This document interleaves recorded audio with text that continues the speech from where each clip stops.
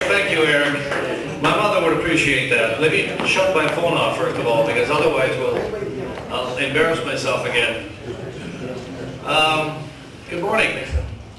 First of all, welcome you to what my now deceased wife used to say, my true love, which is the campus of Villa Colombo Columbus Center.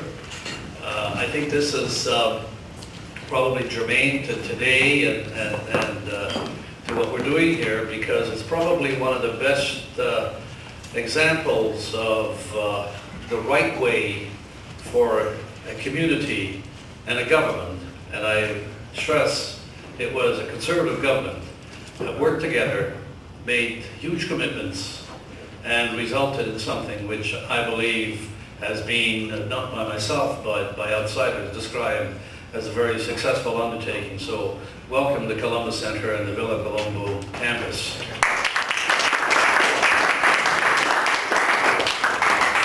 My task today is an easy one and a short one. I'm here to introduce the man who will be the next Premier of the province of Ontario, Jim Flaherty.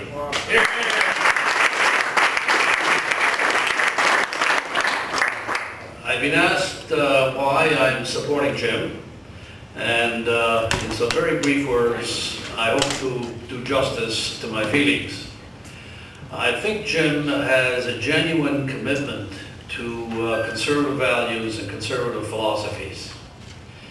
When we see what's been happening at Queen's Park in the very short period of time that Mr. McGuinty and I was going to say team, but his loose group of associates have created, I think you understand why we need desperately a conservative government the next time around to once again restore some confidence that will restore some of the economic and some of the prosperity that this province needs.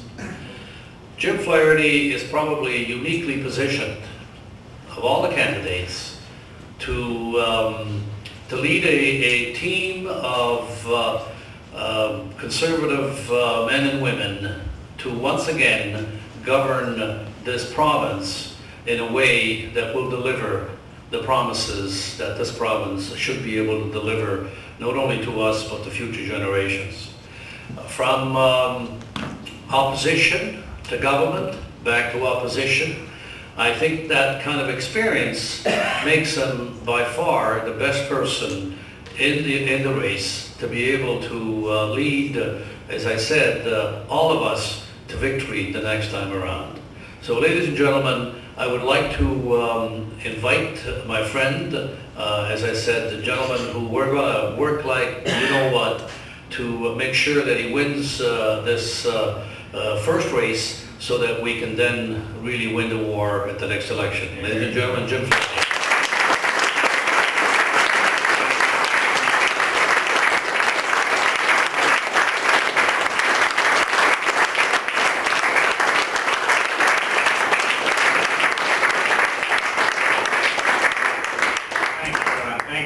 Thanks, Senator, for your kind words. I've been in government and I've been in opposition. Opposition may be more fun, but government you can achieve a lot more. I'm looking forward to being back in government in 2007. Thank you all for coming today. I appreciate Senator Dodino doing the introduction. He is an example, a stellar example, a role model about a number of the things I'm going to speak about this morning, about opportunity and making the most of opportunity and aspirations and education and looking forward to the next generation. And then having accomplished so much, which Senator Dodino has here in Ontario and in Canada, then giving back through places like this centre and through his public service in the Senate of Canada. So thank you, Con, for your here. I'm pleased also to receive support today from a number of community leaders from around the GTA, many of whom represent the diversity of our great province. These individuals are long-time party activists representing numerous business and community organizations. They are activists in their fields and work diligently to promote diversity in our party, and I'm grateful that so many of you are here today. It's a great time to be a Conservative in Ontario. This is a very exciting time for our campaign and for our party. Earlier this week, I released my policy platform, and on Monday night, we held our first of 3 debates in Ottawa, and today I'm proud to be here at the Columbus Centre with all of you. Many of you came to Ontario years ago to work hard and to improve your lives and to give your children a better future, exemplary by your hard work and educational opportunities for the next generation. Along the way, you helped build a new Ontario, and today I'm asking for your help to build not only a new Ontario PC party, but a new great province of Ontario. My friends, we launched our campaign nearly 1 month ago. Since then, it's been good news and bad news.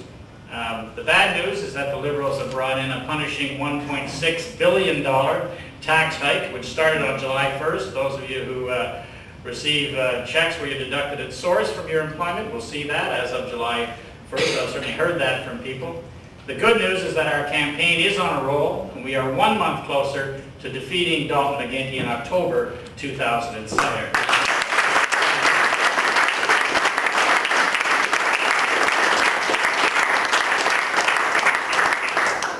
I have been traveling across the province for the past month, meeting and talking with Conservatives and listening to their concerns about our party and the future of our province. And I am excited by the response that I've been receiving.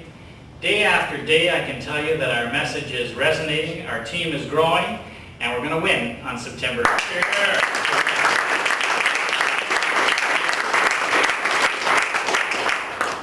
You know, our party is a proud party with 2 winning traditions. One tradition is more poll-driven and tends to try to be all things to all people. The other tradition believes in conviction, in saying what we will do and then doing what we say, and being very clear about where we stand. This tradition believes in tackling tough issues with sometimes controversial decisions because it is the right thing to do. This tradition is attractive to people from mainstream Ontario, all across Ontario, because of the clarity of what we stand for. In this leadership race, our party is facing a clear choice about what we stand for and where we want to lead Ontario. I believe that our party wins when we act like ourselves. I believe that we win with conviction. And I believe that is how we will beat Dalton McGuinty and the Liberals in the next election. Earlier this week, we released a set of policy proposals that tackle head-on the issues that are important to you and your neighbors. My plan reflects the values and priorities that I hear from people all across the province of Ontario. Values like family and neighborhood and community. Values like hard work and enterprise and self-discipline and reward for effort. Values like freedom and responsibility.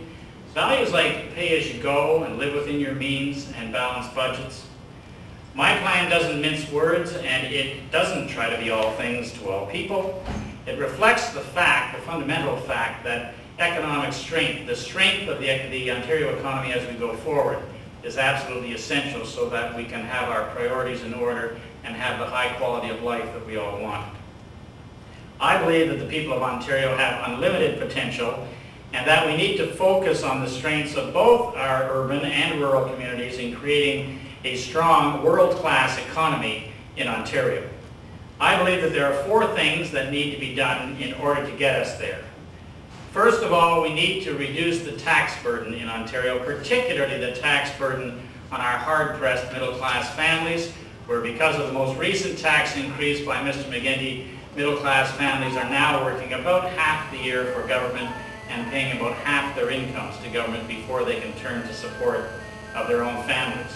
Secondly, we have to invest in excellence in our colleges and universities. Thirdly, we need to renew and rebuild our infrastructure in our cities and our rural communities. And fourth, we must aim high in our goals and not be complacent or satisfied with mediocrity in Ontario. You know, by acting like ourselves and focusing on what is real for people all across the province, not what seems real at Queen's Park, I know that we can unleash our economic potential so that Ontario is known across the globe as the place where the hopes of our children have no limits. Let me say a word about reducing taxes and the middle class. It's fundamental if we want to unleash our potential in Ontario that we reduce that onerous burden that we're putting on most of the people in the province of Ontario who are already faced with mortgage payments, with interest rates rising, with insurance rates on their homes and on their cars rising, with gasoline prices for their cars rising, with hydro rising, natural gas rising, and now taxes rising in the province of Ontario. It's an unfair burden that we're placing on middle-class people. To say a word about infrastructure, I think the best way for government to accomplish this goal is to get out of the way and also foster positive relationships with industry. Quite frankly, a lot of the infrastructure in Ontario was built around the same time and is wearing out around the same time. And we need all of the important sectors of the Ontario economy to participate with government in rebuilding our infrastructure. We are facing enormous infrastructure challenges that must be met through partnerships with government and labor and industry and pension plans, including alternative financing initiatives. Ontario can be a leading destination for international economic investment, but we have a lot of work to do to ensure key infrastructure is in place. I am very proud of what we achieved in 1995 and 1999, but as a former finance minister, I know that we did not do all that we could have done when it came to government spending. And what I'm talking about here is controlling the growth, controlling spending in the province of Ontario. We have seen dramatic increases in spending over the course of the last 2 and 3 years in Ontario. Our spending is at record levels and is galloping ahead in an uncontrolled way. It's clear that Mr. McGuinty and Mr. Sir do not have a plan to control spending. I believe that we must reduce the size of government and cut wasteful spending to focus on what really matters to people. I believe there are savings to be realized by focusing on value for money in the public sector. Contracting out to the private sector should always be looked at as a realistic option and compared. As Premier, I will cut the size of government and of the public service in Ontario, and I will treat taxpayers' dollars with the respect they deserve. And finally, let me be very clear, I will roll back Dr. McGuinty's tax hikes and put more money back into the pockets of hard-working, overburdened Ontarians.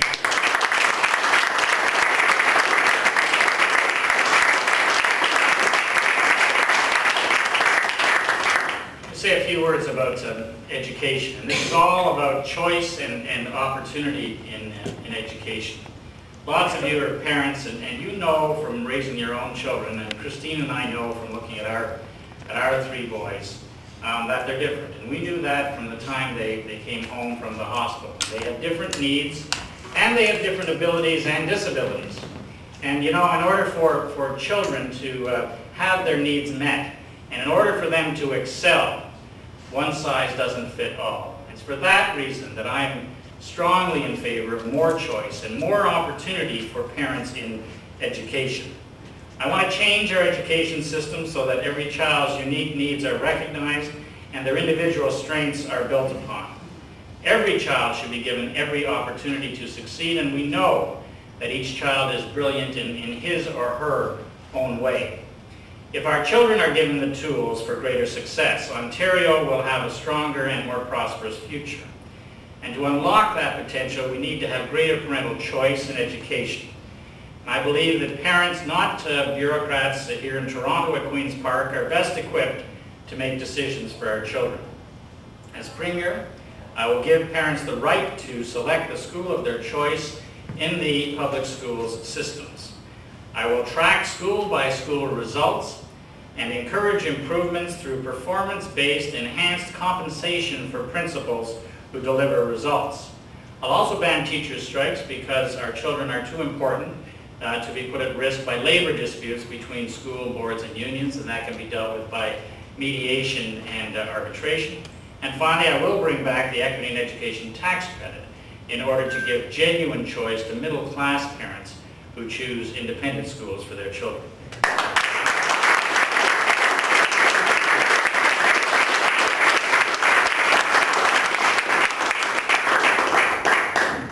Now, there's another important part of education in Ontario, and that is post-secondary education in our colleges and universities. Our investment and commitment to our children doesn't end with high school, and certainly the rest of the world isn't waiting for us. We need to invest massively in our colleges and universities in order to grow a knowledge-based economy in Ontario that is the envy of the world. And that investment comes from government. It comes from parents saving for their children's education and donating as alumni to universities and colleges. It comes from industry, because through donation and through research and development, because it's important for them, for their own benefit, to have the benefit of well-educated people in the province of Ontario. We need to differentiate our universities. We need to ask our universities to excel at world standards in what they do well. And our universities do excel in this area and that area across the province, and we need to differentiate our funding so that we stand out in Ontario with our first-class universities excelling in their different areas of expertise. Again, this is to fight complacency and mediocrity. By raising the aspirations of our young people, we can create a prosperous economy. That's important, that we raise our aspirations, that we aim higher. And to encourage that, I will provide every student who graduates from high school with an overall average of 75% or better and maintains a B average throughout their undergraduate years with an Excel scholarship that covers half the cost of tuition at an Ontario college or university.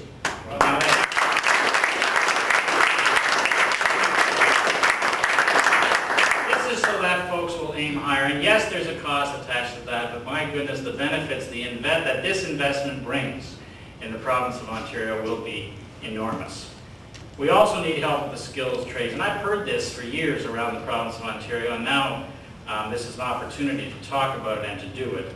I also believe that students who choose careers in the skilled trades deserve the same chance to succeed. That's why I will allow apprentices to deduct the cost of their tools and equipment on their annual tax return.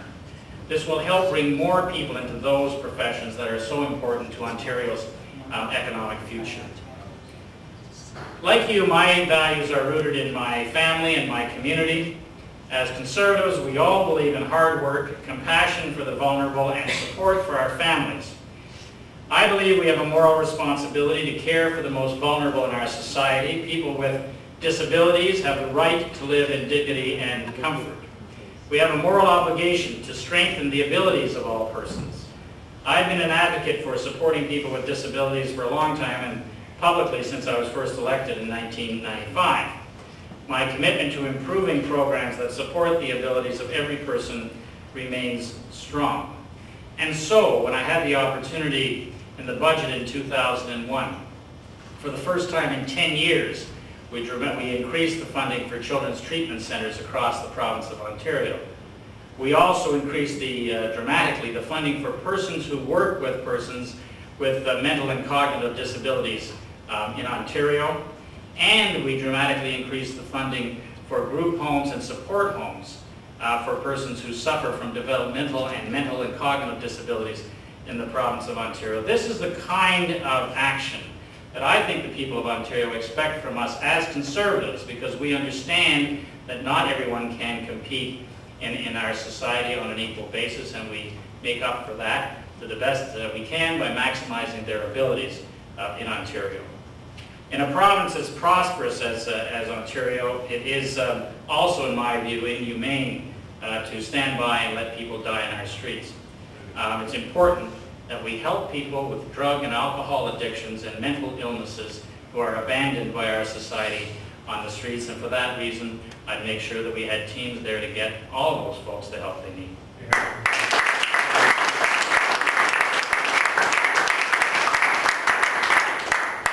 Caring for our children is one of the most important aspects of our daily family life. Of course, our children are our future. They are our precious resource, and their future is what we invest in.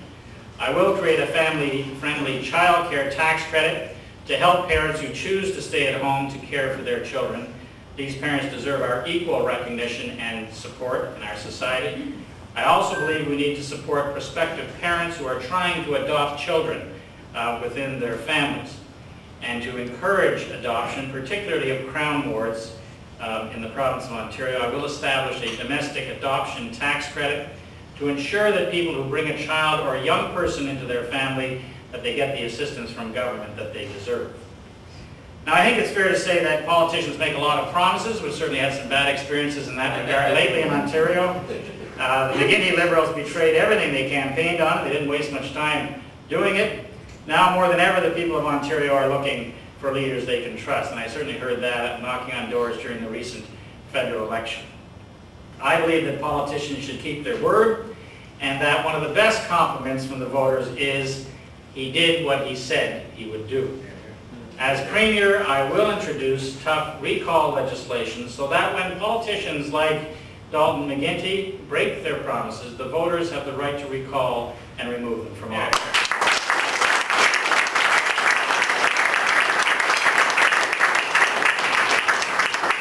I will give voters a direct say in key issues, such as the election of senators and any proposed constitutional changes.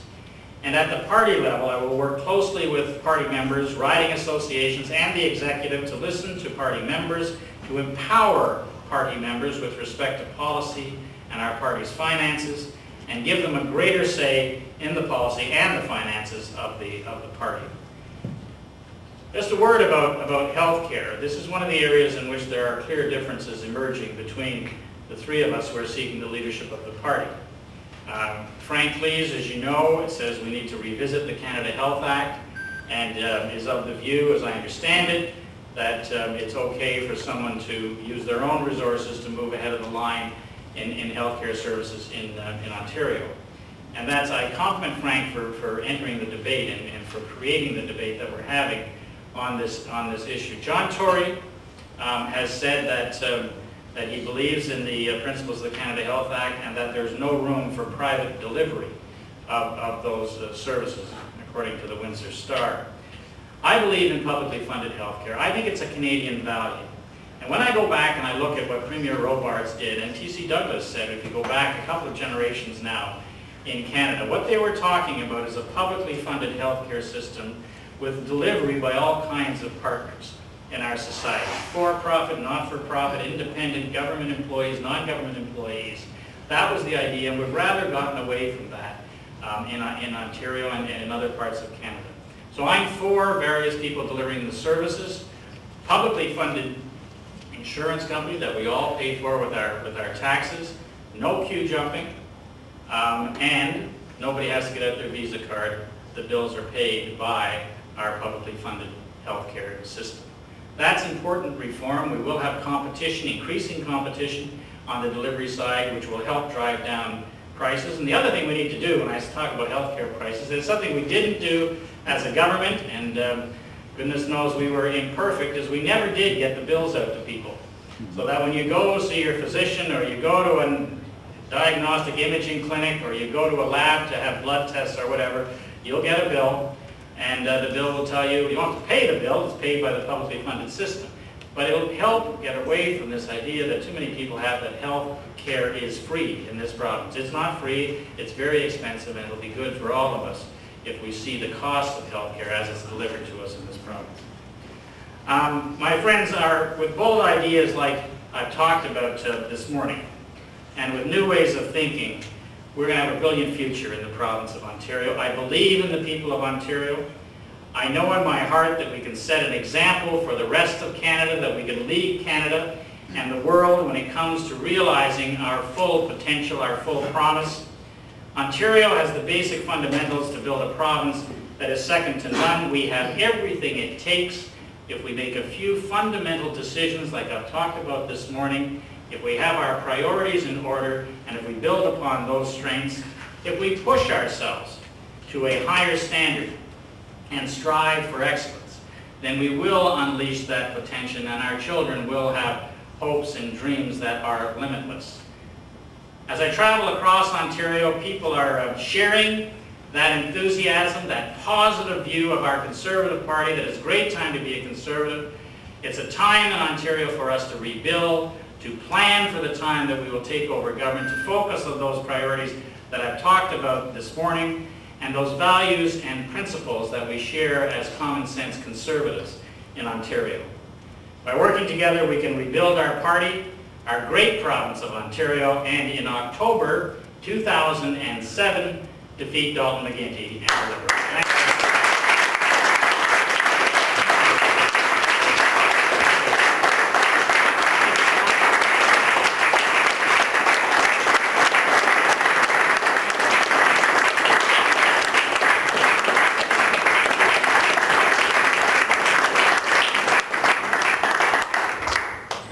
Jim, thank you for those inspiring words. I would like to close by reminding everyone that Jim will be here to chat with any and all of you, but I want to give Jim a message, and it's a very simple one. Jim, this is going to be a tough one. The first step will be tough, the second step even tougher. To achieve the vision that you have so well articulated, we know you can't do it alone. We just want to make sure you understand that those of us here and a lot more across this province are going to help you achieve it. Thank you very much. Hello, Jim. So you say that according to your pamphlet, you are sticking to the conservative principles, right? So you're not driven by the poll and also try to please everybody.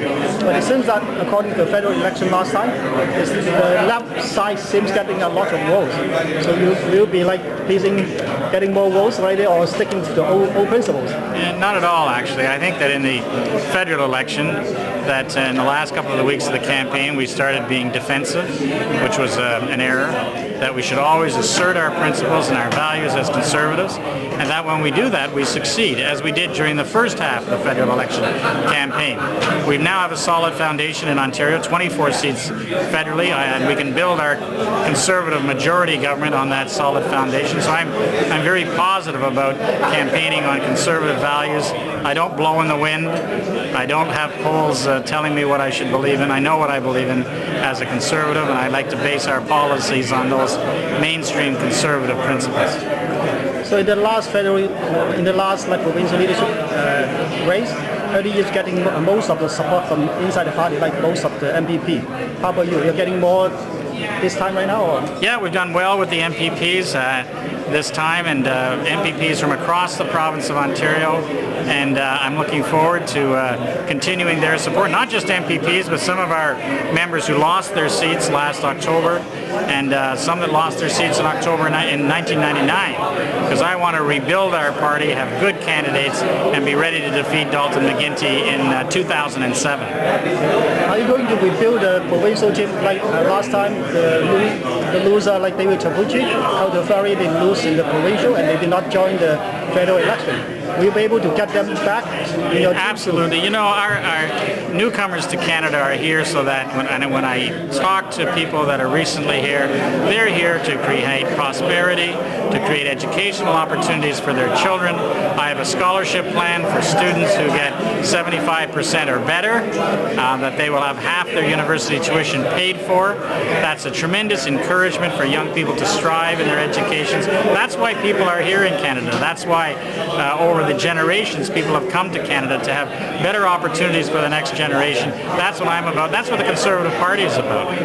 Did you consider any time for retirement, or because like Tony Clement, he lost us for 4 times, and then finally say he's stepped out of politics. Well, he's younger than you, but how about you? Well, Tony's a good friend. I've been very fortunate. I ran in 1990 in the difficult times, and ran third in my riding, and then helped rebuild the party in my riding. And I won in 1995, 1999, and 2003. So I like my winning streak, and I'm going to keep going. Okay. Baird on the right again? I'm never wrong here. I'm sitting next to the Prime Minister.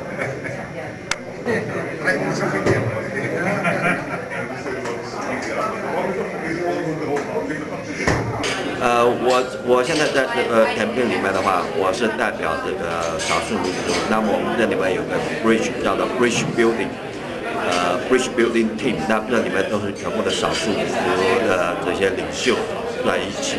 那么我们这次就决定支持这个Manmohan Singh。Manmohan Singh 跟苏贝尔跟我们主要是代表这些少数民族来支持 Flaherty。那么他的这个政纲对我们来讲是非常的适合，而且他对我们少数民族是将来会很照顾。那么等到他做了党领袖的时候，他会在这个党纲里面要求我们这些 bridge building 的少数民族多参与，也会授权给我们来办这些所谓的研讨会啊，round table meeting 啊什么的，对将来，因为他们保守党也小，现在的保守党也小了，需要到少数民族，需要 outreach 到少数民族里面。那么怎么做呢？要通过我们这一批人，所以今天我们的位置，我们现在比如说怎么样把它变成我们的党领袖，说我们可以进行成立下一步的工作。谢谢。